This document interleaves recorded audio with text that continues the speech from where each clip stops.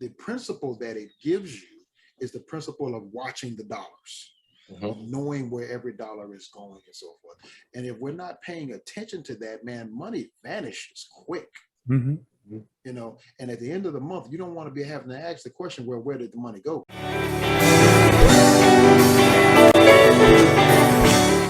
Piece, you know, we're going to continue the conversation about restoring marital relationships. And another piece that we talked about in pre-production was financial mismanagement and how it can have such a significant place in the destruction or deterioration of a relationship in between a husband and a wife. I had a statement that I don't know. I want to know what you guys think about this, and I think it's clear to me, but I want to just share it with you, brothers. I said proper stewardship over your finances is an important dual responsibility for a husband and the wife. Yeah. What do you guys think about that? Is that real? I mean, we tout the statement that the husband, in most cases or in several cases is the breadwinner, right? Is the responsible for taking care of the household and things of that nature.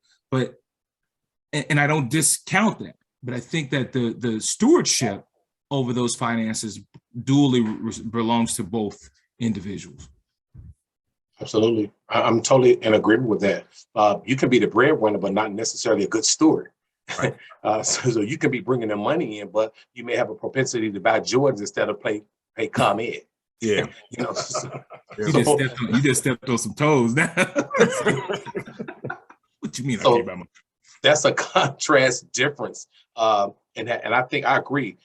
Both parties, husband and wife, should share in that role of stewardship and what it means. There's going to be some people who are going to be stronger in that regards. In my marriage, I just knew how important credit was. So I was really keen on saving, what to spend our money on. And it's a difference between being frugal and being cheap. And I had to break those different down.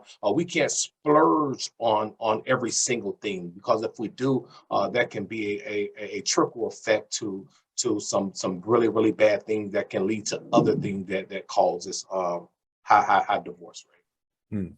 Absolutely. One of the things that I thought about when you said that as well, of course, is the idea that we're both responsible for what happens, as it relates to the finances of the marriage. But I think also if we backtrack just a little bit, I think that our level of education and training as it relates to money management and just basic budgeting, Minister Thurman mentioned credit, is woefully inadequate. Oh yeah. I didn't learn how to budget until after I filed the bankruptcy. Okay. Right. Well, ain't with me. Well, it's too late now. Right. You're a little too late on that. I mean, don't get me wrong, better late than never.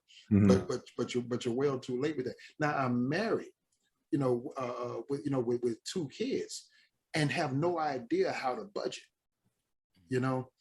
And these are things that back in the day we used to be taught back in high school, man. We used to be taught how to balance a checkbook.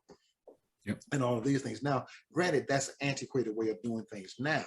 However, the principle that it gives you is the principle of watching the dollars, knowing where every dollar is going and so forth. And if we're not paying attention to that, man, money vanishes quick. And at the end of the month, you don't want to be having to ask the question, well, where did the money go? That's a hard question to answer, and oftentimes, it's three things that lead to divorce. Power, money, sex, and so if you're not managing the money well, it causes a breach in the trust. Because when we said those vows, we said better or worse, richer or poor, sickness and health. We really didn't mean better or worse. We really just meant better. We didn't mean richer. We meant richer. We didn't mean sickness and health. We assumed health. But then when life happens, and now we're dealing with the things that really go along with it now, and the bills are coming due. Well, now we start looking at one another to say, well, whose fault is this? And the trust begins to break. Hey guys, it's Pastor John here. Please, if you like this video that you just saw, hit that like button for us. Second thing I want to ask you to do is to go ahead and subscribe to the channel. We're putting out videos once a day at about 5:30 p.m.